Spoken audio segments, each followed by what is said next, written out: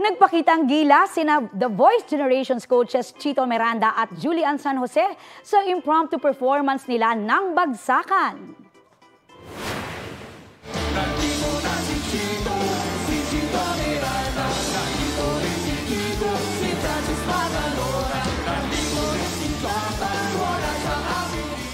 Magbabagsakan dito in 5, 4, 3. Tinuloy ko talaga.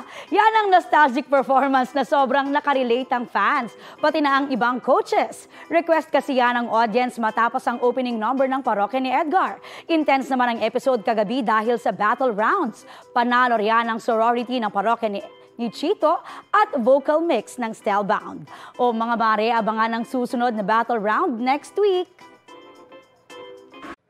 Mga kapuso, para sa mga maiinit na balita, mag-subscribe sa GMA Integrated News sa YouTube.